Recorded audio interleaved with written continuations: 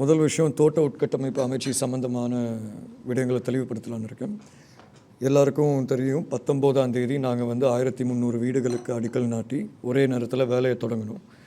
காரணம் நாங்கள் வேலையை எந்த விதமான தாமதமும் இருக்கக்கூடாது.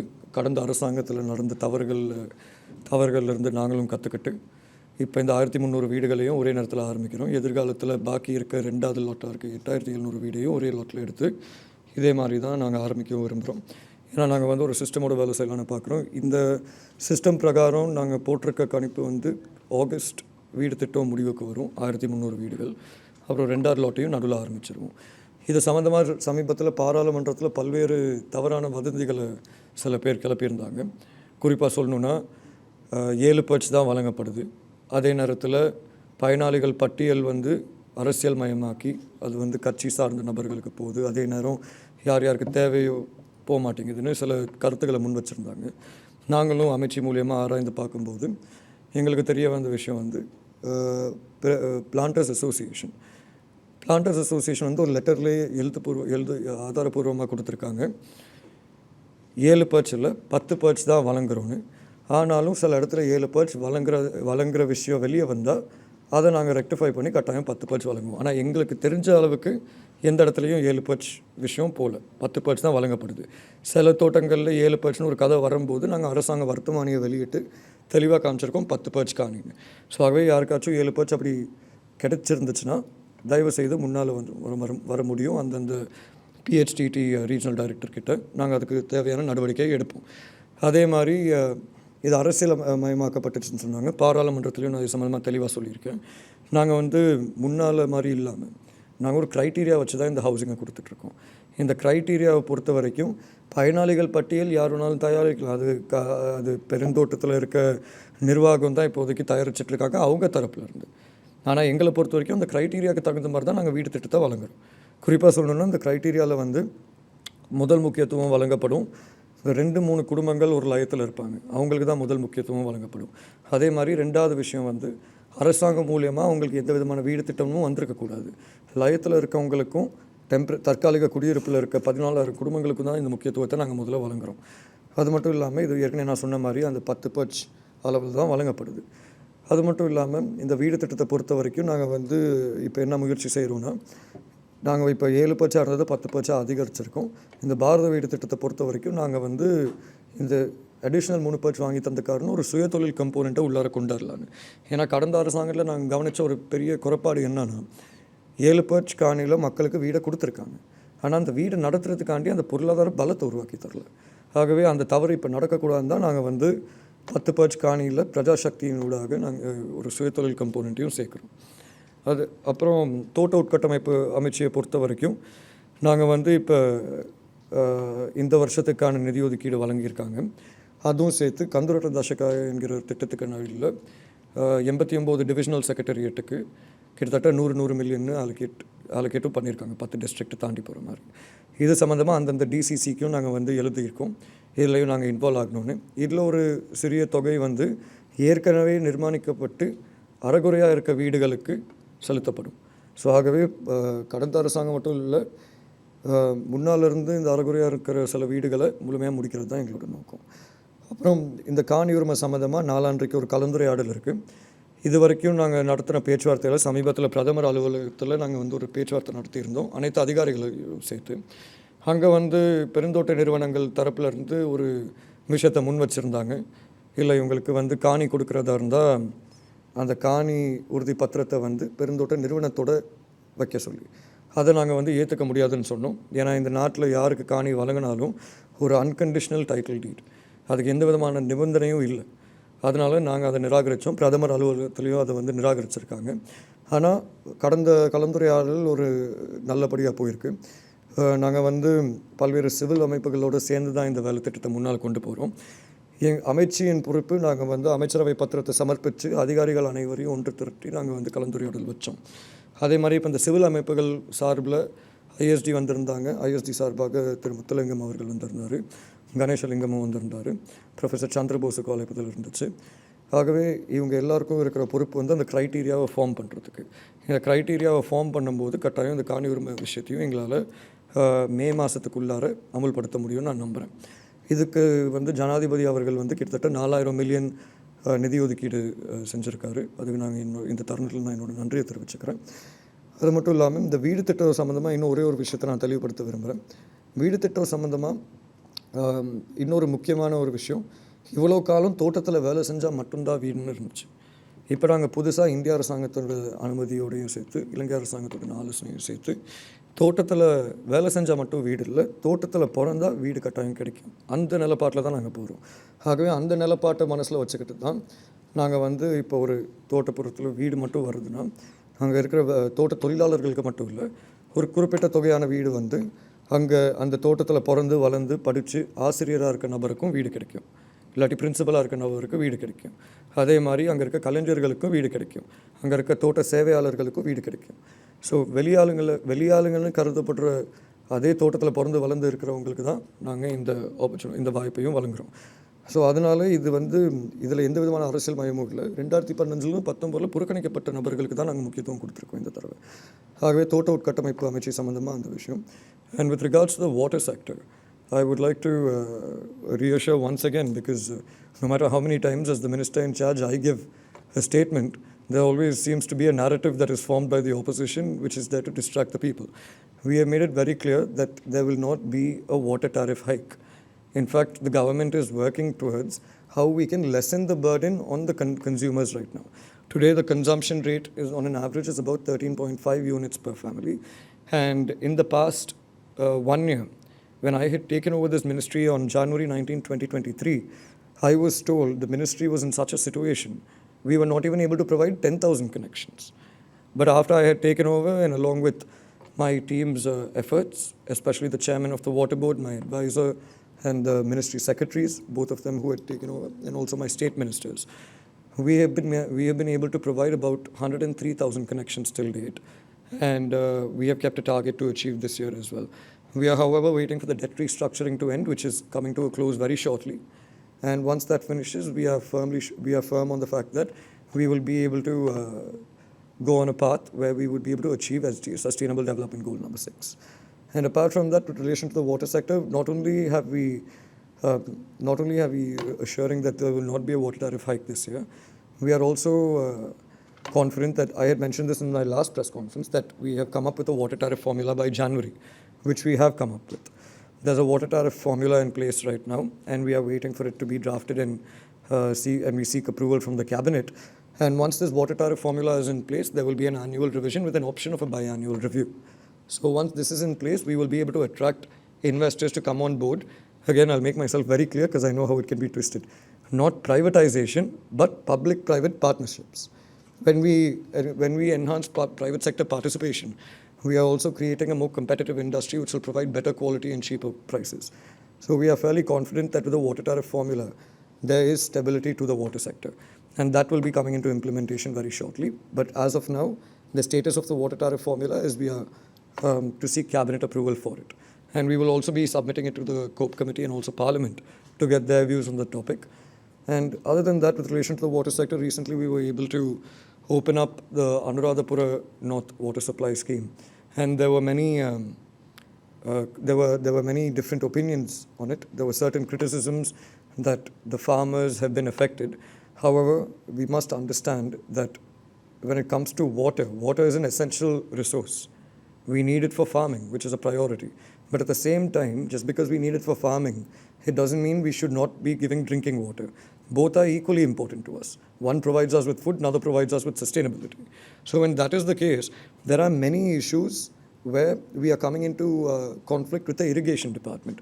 However, thanks to the efforts of my State Minister, Honorable Shashindra Rajapaksa, who is also the State Minister for Irrigation, we were able to come up with a plan, and wherever these issues are, we are sitting and discussing with those farmer organizations, with the stakeholders involved, and we are providing immediate solutions. So with relation to Anuradhapura supply scheme, there were certain issues that were brought up from the farmers with their concerns. And President had also emphasized it's for those very farmers' families we are trying to give this clean drinking water to.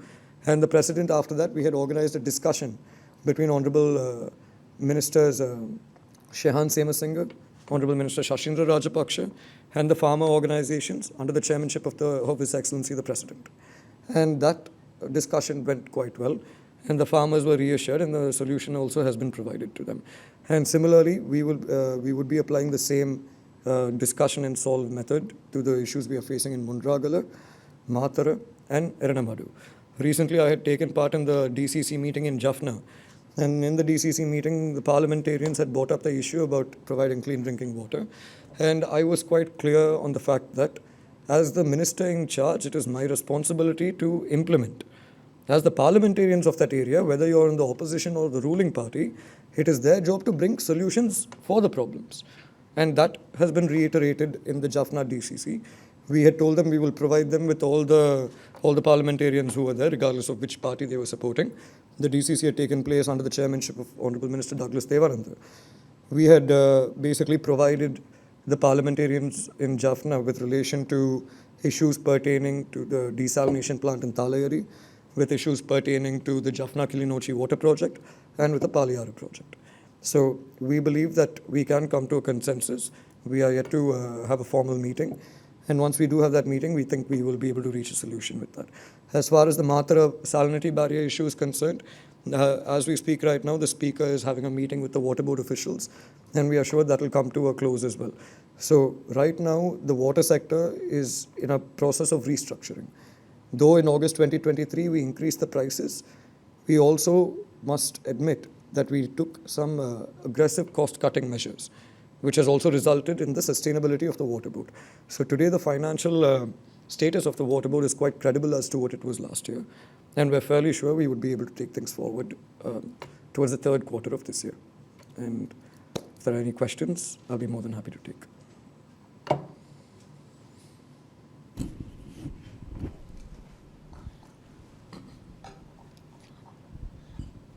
Minister, I have a question with regard to the public-private investments. So in a press conference in December, I think beginning of December, you had said that you're going to seek foreign investments with regard to the water summit. Can I have an update on that? With regard to what, sorry? The water summit. There was a summit. The International Water Conference? Yes. So the International Water Conference, we had completed it quite successfully, and we had not used taxpayers' money, I can assure you on that. We had used private sponsorship, and donors had also come forward. And the International Water Conference, in fact, the World Bank director had also come, Mr. Jha, and we were quite pleased with, they were quite pleased with our water sector reforms, and even ADB had come and commended us on it. So I think that went off without any glitch.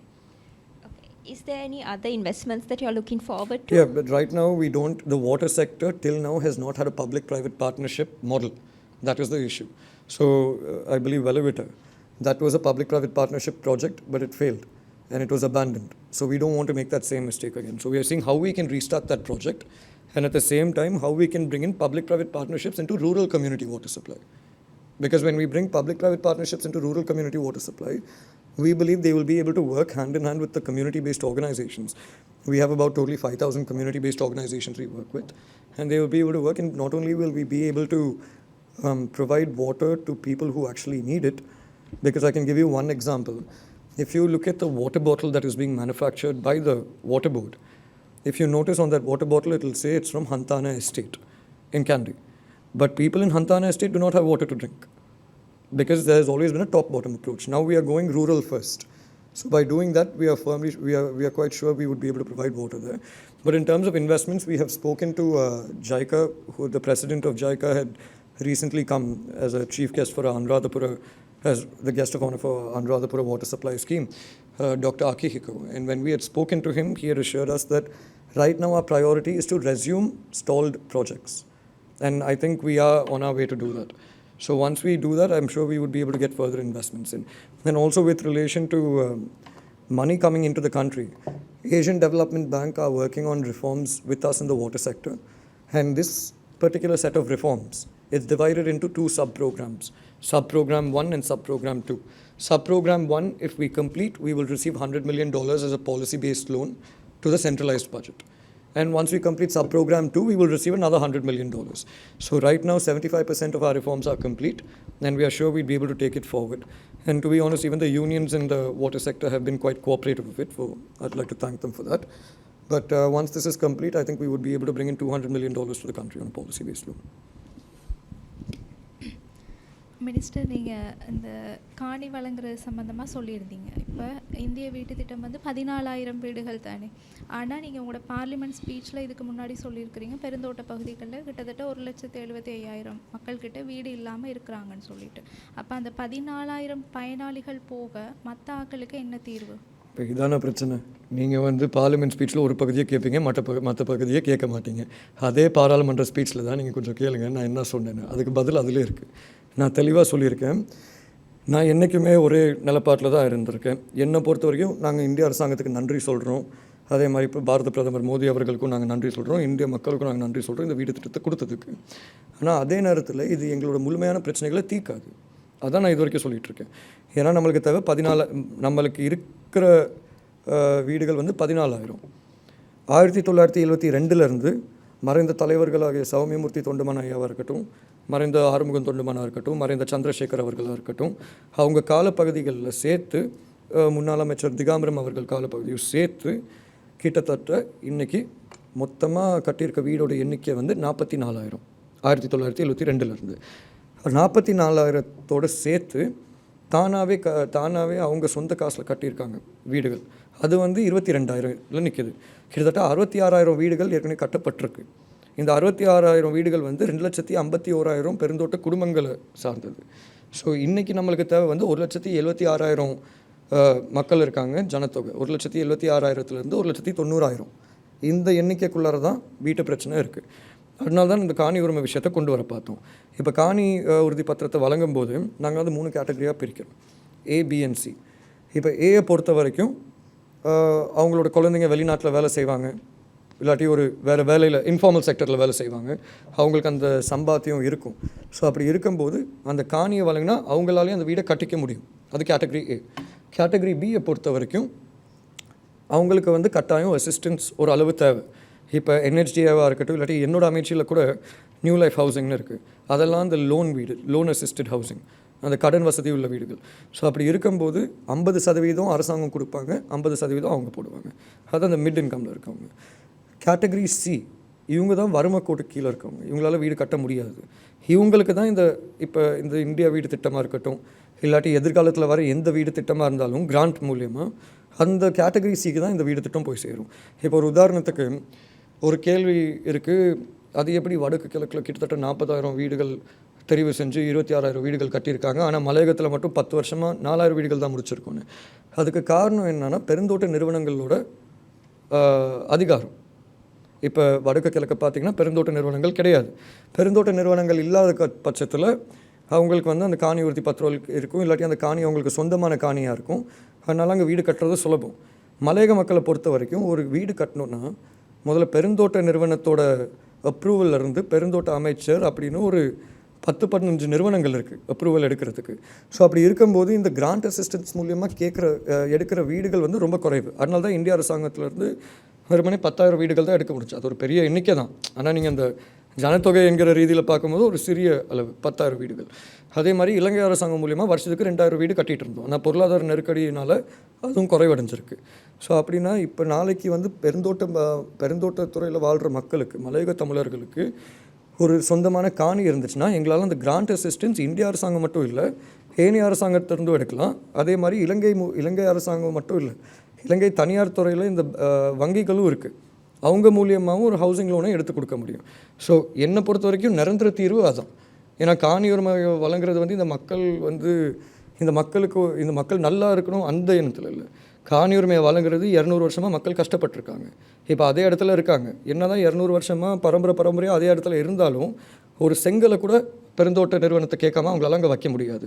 ஆனால் இது காணி உரிமை வாங்கி தந்தா, அதனால தான் நாங்கள் இந்த காணி உறுதி பத்திரம் வழங்குற திட்டத்தில் ஆர்வமாக இருக்கும். ஜனாதிபதியும் அதில் ஆர்வமாக இருக்கார். கட்டாயம் அது கொடுத்தா ஒரு அளவு தீர்வு கட்டாயம் முடியும். ஆனால் என்ன கேட்டால் நிரந்தர தீர்வு வீடுகள் அரசாங்கத்தை பொறுத்த வரைக்கும் நம்ம இந்த வீடு திட்டத்தில் காசு அதிகமாக செலவு பண்ணுறோமோ இல்லையோ, கிட்டத்தட்ட 824 பாடசாலைகள் இருக்குது. அதில் நம்ம இன்வெஸ்ட் பண்ணால் கட்டாயம் நம்மளுக்கு கிடைக்கிற ரிட்டர்ன்ஸ் அதை விட அதிகமாக இருக்கும். இப்போ February 1st வீக்கில் டெம்பிள் ட்ரீஸில் நடந்த டிஸ்கஷன் பற்றி நீங்கள் உங்களோட ட்விட்டர் பதிவில் சொல்லியிருந்தீங்க. ஃப்ரீ ஹோல்ட் பேசிஸில் வந்து காணிகள் 10% வழங்க போகிறோம், அதில் வந்து 2 லட்சம் ஃபேமிலிஸ் வந்து பயனடைவாங்கன்னு சொல்லிட்டு, இது சம்மந்தமாக விளக்கமாக சொல்ல முடியுமா? ஃப்ரீ ஹோல்ட் பேசிஸ்னால் என்னன்னு சொல்லி மக்கள் மத்தியில் ஒரு குழப்பம் இருக்குது. குழப்பம் இருக்காதுங்க. காணி உறுதி பத்திரத்தை நீங்கள் வழங்குறீங்க, அந்த காணி உறுதி பத்திரம் காணி உறுதி பத்திரம் கிடச்சிச்சின்னா அது வந்து ஒரு அன்கண்டிஷனல் கிளியர் டைட்டில், சரியா? அப்படி அதான் ஃப்ரீ ஹோல்டு. இப்போ லீஸ் ஹோல்டுன்னு சொன்னால் நாளைக்கு வந்து இந்த கம்பெனிக்கு இன்னும் ஒரு 20 வருஷம் லீஸ் இருந்துச்சுன்னா அந்த லீஸை இவங்க பேரில் மாற்றுறது தான் லீஸ் ஹோல்டு, சரியா? ஸோ ஃப்ரீ ஹோல்டை பொறுத்த வரைக்கும் ஒரு டீட் இந்த இப்போ சமீபத்தில் ஜனாதிபதி அவர்கள் வந்து கௌரவ அமைச்சர் ஹரின் ஃபெர்னாண்டோ அவர்கள் தலைமையில் அந்த உரிமையை ப்ரோக்ராம் ஆரம்பித்தார். அதெல்லாமே ஃப்ரீ ஹோல்டு டீட் தான். ஸோ அதனால தான் இப்போ மினிஸ்ட்ரியை பொறுத்த வரைக்கும் நாங்கள் 3 டீட் ப்ரோக்ராம் வச்சுருக்கோம். ஒரு டீட் ப்ரோக்ராம் வந்து நான் சொன்ன ஏற்கனவே இது 66,000 வீடுகள் இருக்குது. 66,000 வீடுகளில் வெறும் 15,000 வீடுகளுக்கு தான் டீட் இருக்குது. பாக்கி இருக்க வீடுகளுக்கு டீட் கட்டாயம் வழங்கணும். அது ஒரு தனி ப்ரோக்ராமாக போகும். இந்தியா வீடு திட்டத்தை பொறுத்த வரைக்கும் இது நான் ஒரு விமர்சனமாக வைக்கல, ஆனால் யதார்த்தம் இதுதான். இந்தியா வீடு திட்டத்தை பொறுத்த வரைக்கும் கடந்த அரசாங்கத்தில் டீட் கொடுத்தாங்களா இல்லையான்னு சில இடத்துல தான் தெரியும். ஆனால் உண்மைக்கும் கொடுத்துருக்கிறது வந்து ஒரு பெர்மிட், ஜேஇடிபி சேர்மன் கையெழுத்து போட்ட பெர்மிட். ஆனால் எல்ஆர்சி தான் ஃபைனல் அத்தாரிட்டி. ஸோ எல்ஆர்சி கையெழுத்து போட்டு தரலைன்னா இட்ஸ் நாட் வேலிட். ஸோ இந்த சைடில் நாங்கள் என்ன பண்ணுறோம், இந்தியா வீட்டு திட்டத்துக்கும் அந்த ஜேடிபி பெர்மிட் எல்லாத்தையும் கன்வெர்ட் பண்ண பார்க்குறோம் எல்ஆர்சி டீடுக்குன்னு. அதே மாதிரி 3வது அதான் நம்ம சொல்லியிருக்க இந்த சௌமிய பூமி திட்டம்.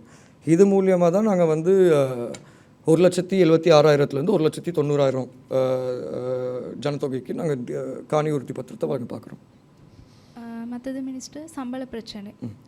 கடந்த வாரம் செந்தில் தொண்டமான் ஆளுநர் அவர்கள் வந்து ப்ரெஸ் கான்ஃபரன்ஸில் சொல்லியிருந்தாங்க, நாங்கள் வந்து வேஜஸ் போர்டுக்கு போக போகிறோன்னு சொல்லி. இப்போ முதலாளிமார் சம்மேளனம் என்ன சொல்கிறாங்கன்னு சொன்னால், அவங்க வந்து அந்த 1,700 பேசிக்கை தந்தாங்கன்னு சொன்னால் ஏனைய வெல்ஃபேர் பெனிஃபிட்ஸை வந்து எங்களால் தர முடியாது. சரி, அப்படி என்ன வெல்ஃபேர் பெனிஃபிட்ஸ் தராங்க? ஹாஸ்பிட்டல் அவங்க பார்க்க மாட்டேங்கிறாங்க. அங்கே இருக்க இஎம்ஐ வந்து 456 இஎம்ஐ வந்து மோசமான நிலைமையில் இருக்குது. ஸ்கூலை ஒழுங்காக பார்க்க மாட்டேங்கிறாங்க. ஒரு காலத்தில் இதெல்லாமே அந்த நிறுவனம்னு இல்லை, அந்த தோட்ட முகாமையாளர் தான் பராமரித்தார். ஆனால் இவங்க சொல்கிறாங்க வெல்ஃபேரை நாங்கள் வந்து எடுத்துருவோன்னு. இது வந்து மிரட்டுறது தான். ஆனால் உண்மையான விஷயம், அவங்க வெல்ஃபேரை எடுப்போன்னு சொல்லும்போது அவங்க என்ன சொல்கிறாங்கன்னா, இந்த சிறுவர் பராமரிப்பு நிலையம் இருக்குது, அதுக்கு இருக்க கோஆர்டினேட்டரை வெளியெடுப்பாங்க. அதே மாதிரி இந்தந்த விஷயங்கள் பண்ணுவாங்க. என்னை பொறுத்த வரைக்கும் அவங்களுக்குன்னு சில பொறுப்பு இருக்குது, அவங்களும் மனசில் வச்சுக்கணும். அவங்களோட லீஸ் காலமும் முடிய போகுது. இதெல்லாம் நாங்களும் கணக்கில் எடுப்போம். நாளைக்கு அவங்க வந்து வெல்ஃபேர் இதிலெல்லாம் கை வச்சா கட்டாயம் நாளைக்கு அவங்க லீஸ் அக்ரிமெண்ட்லேயும் நாங்கள் கை வைக்க தயாராக இருக்கோம். எங்களை பொறுத்த வரைக்கும் நாங்கள் 1,700 சும்மா வெறுமனே அரசியல் ரீதியாக கேட்கல. ஃபேர் ட்ரேட் இன்டர்நேஷ்னல்னு ஒரு சர்வதேச இயந்திரம் இருக்குது, அவங்க மூலியமாக நாங்கள் ஒரு கணக்கு போட்டோம். கடந்த சம்பள உயர்வுலேருந்து இன்றைக்கி வரைக்கும் பணவீக்கம் வந்து 73.8% ஆவரேஜ், சரியா? நேஷ்னல் இன்ஃப்ளேஷன், அந்த இன்ஃப்ளேஷன் ஆவரேஜ் வந்து 73.8%. அப்படி இருக்கும்போது அதை ஒரு ஃபார்முலாவை உருவாக்கி தான் அதுக்கடியில் ஒரு நம்பர் வந்துச்சு. 1,700 தான் இன்றைக்கி இருக்க வாழ்வாதாரத்துக்கு ஏற்ற சம்பளம்னு. ஸோ அதனால தான் நாங்கள் 1,700 கேட்டோம். ஏன்னா கடந்த சம்பள நிர்ணய சபை நடக்கும்போது உங்களுக்கு ஞாபகம் இருக்குன்னு நினைக்கிறேன், பெருந்தோட்ட நிறுவனங்கள் வந்து கோர்ட்ஸுக்கு போயிருந்தாங்க. கோர்ட்ஸுக்கு போய் என்ன சொன்னாங்க, இது வந்து ஒரு அரசியல் ரீதியான முடிவு எடுத்துருக்காங்கன்னு. சரி, அது அரசியல் ரீதியான முடிவுன்னு வச்சுக்கோங்க. இதில் எந்த விதமான அரசியல் ரீதியான முடிவும் கிடையாது. இது வந்து நாங்கள் ஒரு ஃபார்முலா வச்சு நாட்டோட பொருளாதாரத்தை வச்சு தான் நாங்கள் இந்த 1,700ன்னு நம்பரை சொல்லியிருக்கோம்.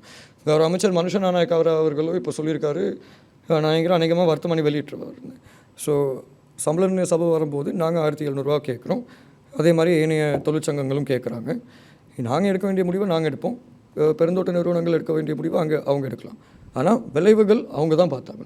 கடந்த டிசம்பரில் முதலாளிமார் சம்மேளனத்தை வந்து ஜனாதிபதி நேரடியாக சந்திச்சிருந்தார். அவங்களுக்கு December 31 ஒரு டெட்லைனையும் வழங்கியிருந்தார். அதுக்குள்ளே நீங்கள் 1,700 சம்பளங்களுக்கு அதுக்கு வந்து எதுவுமே ரெஸ்பான்ஸ் பண்ணலை. அப்படி இருக்கும்போது அவங்கள வேஜஸ் போர்டுக்கு கூப்பிட்டா மட்டும் அது சாத்தியப்படும் நீங்கள் நினைக்கிறீங்க? இல்லை, இப்போ அவங்க ரெஸ்பான்ஸ் பண்ணலன்னு இல்லை. அவங்க என்ன சொன்னாங்கன்னா, எங்களுக்கு வந்து இந்த கோர்ட் கேஸ் போயிட்டுருக்கனால ஒரு சட்ட சிக்கல் இருக்குது, அதனால தான் எங்களால் கூட்டப்பந்தத்துக்கு வர முடியாது, சம்பளம் சம்மந்தமாக பேச முடியாதுன்னு. நாங்கள் வந்து என்ன பண்ணோம், அவங்க அந்த ரெஸ்பான்ஸை கொடுத்த உடனே சட்டமா அதிபர் மூலியமாக ஒரு டைரக்டிவ் எடுத்தோம். சட்டமா அதிபர் தெளிவாகவே எழுதியிருக்காரு அவரோட டைரக்டிவில், இதில் எந்த விதமான சட்ட சிக்கலும் கிடையாது, நீங்கள் கட்டாயம் சம்பள உயர்வு கொடுத்து தான் ஆகணும், இது வந்து ஒரு சாத்தியப்படாத விஷயம்னு சொல்லியிருந்தார் கம்பெனி எல்லாருக்கிட்டையும். அதுக்கப்புறம் அவங்கள்ட்ட பேசும்போது எங்களுக்கு தெரிய வந்துச்சு அவங்க வேணும்னே தான் இழுக்கிறாங்க, அந்த மாதிரி ஒரு நோக்கத்தில் தான் வேலை செய்கிறாங்கன்னு எங்களுக்கு தெரிய வந்துச்சு. அதனால தான் நாங்கள் ஜனாதிபதி கிட்ட மறுபடியும் இது சம்மந்தமாக பேசினோம். அப்போ நாங்கள் சொன்னோம் அப்படின்னா கட்டாயம் சம்பள நிர்ணய சபைக்கு தான் போய் ஆகணும்னு. இப்போ சம்பள நிர்ணய சபைக்கு அவங்க வரலைன்னா அது அவங்க பிரச்சனை. கடந்த சம்பள நிர்ணய சபை கூடும்போது கூட இன்றைக்கி இருக்கிறத விட எதிர்ப்பு அப்போ ரொம்ப இருந்துச்சு பெருந்தோட்ட நிறுவனங்கள் மூலிமா இந்த 1000 ரூபா சம்பளம் வழங்குறதுல. ஆனாலும் வந்தாங்க, அவங்கக்கிட்ட 10 வாக்குகள் இருக்குது, 10 வாக்கு செலுத்தினாங்க. எங்கள் தொழிற்சங்க அங்கத்தவர்கள் ஆகிய எங்களுக்கு 10 வாக்குகள் இருந்துச்சு, அதையும் நாங்கள் செலுத்தினோம். அரசாங்கம் மூலியமாக அவங்க 3 வாக்குகள் செலுத்தினாங்க தொழிலாளர்கள் சார்பாக. ஸோ ஆகவே அவங்க கட்டாயம் வந்து ஆகணும். சம்பள நிர்ணய சபைனா கெசட் பண்ணிவிட்டா அது அரசாங்க முடிவு தானே. வேறு வேஜஸ் போர்டுக்கு எப்போ கூப்பிட போகிறீங்க? மற்றது இன்னொரு டிஸ்கஷன் ஒன்று இருக்குன்னு சொன்னீங்க. ஆமாம், அது தொழில் அமைச்சர் தான் அறிவிச்சாங்க. தொழில் அமைச்சர் தான் அறிவிச்சாகணும். தொழில் அமைச்சர் வந்து வர்த்தமானி வெளியிட்டோன்னா 14 நாள் சம்பள நிர்ணய சபைக்கு. ஸோ அநேகமாக நாங்கள் நினைக்கிறோம் அநேகமாக இந்த அடுத்த மாதத்துக்குள்ளார ஒரு தீர்வு கட்டாயம் பெற்றுக் கொடுக்க முடியும். Minister, comparing current water rate and current water tariff and according to your formula, how do you see the current tariff? Is it higher than the formula or lower than the So we have different categories. We have domestic, we have domestic, then apart from domestic we have commercial institutions, we have ports. So for each one there's a difference. But right now, because I think you're aware of the electricity tariff as well. So electricity is one of our main variables in that formula, one of the main components. So as far as it's one of the main components, that will be the decider on the water tariff rate. So now how we are looking at it is, we've already gone for a water tariff hike in August 2023. So now when the formula is there, we have to basically, now we have our team working on it, we have university professors also working on it. And I think once they come up with a number, we will have to take a decision as the government on whether we are going to impose this on the people or not. And we have already spoken to Asian Development Bank, and I had informed them that we've established the formula, and they are also happy with the fact that we established the formula. But according to the ADB requirement for this policy-based loan, implementation period is only 2025. But right now we want to get approval for the formula, so there's sustainability. And I think Honorable Minister Kanchana Vijaysekhar has mentioned there will be a reduction in electricity tariff hike. There will be a reduction in electricity tariff. So once there's a reduction, I think then we will view the numbers. As of now, how do you see the formula? I mean, as how many percentage it will have an increase on the water? I think given the current formula setup, for I think there must be roughly about a 9 or 10% increase. It's actually at 14%, but what we had done was, since it's at 14%, we also did a calculation on how we can do cost-cutting measures. So despite our cost-cutting measures, we can bring it down to about an increase in 9 or 10%. But we will not be imposing it as of now. Because this year is meant to be the policy sector reforms. Okay. Next year is meant to be the implementation. So the formula will come to effect only in the next year? We'll have to see the formula, what it is. Maybe I'll give you an example. And I'm being very transparent with you. If the formula shows us that there's a reduction in water tariff, then we can implement it. But if there's an increase, why should we burden the people when we are on our road to recovery? Because as of the August 2023 increase in the water tariff, we are able to come close to sustaining. So right now there is no issue in the water sector. But a formula eventually needs to be established. How was the last year's losses in the water board, Minister? The last year's losses, after the 66% increase in electricity, we were dealing with a loss of 425 million from energy alone. And apart from that, if you take our debt and all into account, it came up to about roughly 2.8 billion per month. And I think now we are not in that situation, but we will know the numbers only at the end of March, because we need to give a 3-month period. ගරුමතුමා ඔබතුමන් පත්තු කරේ ජනතාව නියෝජනය කරන දේශපාලකයෙක්. අපි දැක්ක පහුගිය කාලෙදී විපක්ෂය එකතු වෙලා වතු කරේ ජනතාවගේ සුභසිද්ධිය වෙනුවෙන් වෙනම ප්‍රඥප්තියක් පවා අත්සන් කළා. හැබැයි එතන අපි ඔබතුමන්ව දැක්කේ නැහැ. ඒ වගේම තමයි දැන් මැතිවරණයක් ප්‍රකාශයට පත් කළා තියෙනවා. හැමදාම වතු ජනතාව වෙනුවෙන් දීපු පොරොන්දුව තමයි ඔවුන්ගේ දෛනික වැටුප ඉහළ දමන එක. මේ සම්බන්ධයෙන් අපි කිසිදු ප්‍රගතියක් දැක්කේ නැහැ. මේ සම්බන්ධයෙන් මොකක්ද ඔබතුමා Can දක්වන I අදහස? answer in English or Tamil? Which would you prefer? English? English is fine. English is fine. See, as far as the opposition go, I have never been someone to comment on, political matters, especially in this platform. But as far as the opposition goes, see, anybody can draw up a MoU and say, this is what people require and sign it. There are people who talk and there are people who do. Now, we never signed an MoU saying we are going to build 10,000 houses. We never signed an MoU saying we are going to give land rights to people. We never signed an MoU for smart classrooms. We didn't sign an MoU for many of the matters we have done. Because I think, as far as the upcountry community is concerned, I think they've had enough with these signatures and these shows that are being put on. They need work to be done, which is what we are committed to. And one more thing with regards to the opposition. I'm sorry, but this is something I brought up in Parliament as well. The leader of the opposition, with all due respect, according to the leader of the opposition, he believes the only problem upcountry people have is the wages. Because I remember when he had come to upcountry, and I expected, because he was quite liberal, and when he had come for a meeting to upcountry, I was expecting him to speak about, 115,000 workers, but apart from that, the 900,000 informal sector that is living within the plantation. But nothing was mentioned about land rights. Nothing was mentioned about education. Nothing was mentioned about anything else. What was mentioned is, if I come to power, I will give you 1,500. I am not willing to put my community on such a cheap pedestal. So as far as I'm concerned, let it be, I've been very clear, and even the President, His Excellency, has been very clear. Opposition or ruling party, whatever your status is as a political entity, for a marginalized community, you cannot have political barriers. You need to come together to uplift that community. But unfortunately, over here, politics takes precedence. But I think earlier we were looking for the support of the opposition to come on board to help us out in achieving this upliftment. But I think my actions have showed that. I've been very complacent with, bringing about an understanding between upcountry parties, which I think I have to an extent. But as far as I'm concerned, we have constantly asked for support, and even the President had constantly asked for support. But I don't think we received much support from the opposition, except for a few members. So now we are taking matters into our own hands and we are pushing forward. මේ මොහොතේදී ඉදිරි මැතිවරණ සඳහා ඔබතුමන්ගේ සහාය කාර්යය දෙන්න බලාපොරොත්තු වෙන කියන්නේ මේ තියෙන ගැටලු निराකරණය කරගෙන ඉස්සරහට යන්න පුළුවන් කියලා හිතන නායකයෙක් විදිහට ඔබතුමන් කවුද? So anyway, like I explained here, I will just make one thing very clear. The housing is there, right? We have a housing for about, from 2014, I think roughly about 24,000 houses totally. That was supposed to be the extent. 14,000 houses from the Indian grant, and then there was supposed to be 10,000 houses from the Sri Lankan government. Unfortunately, after 2020, it came to a standstill because of COVID and the economic crisis. So from the Sri Lankan government side, we were able to build about 1,560 houses, if I'm not mistaken. And the government of India, through that 4,000 houses, we just completed it.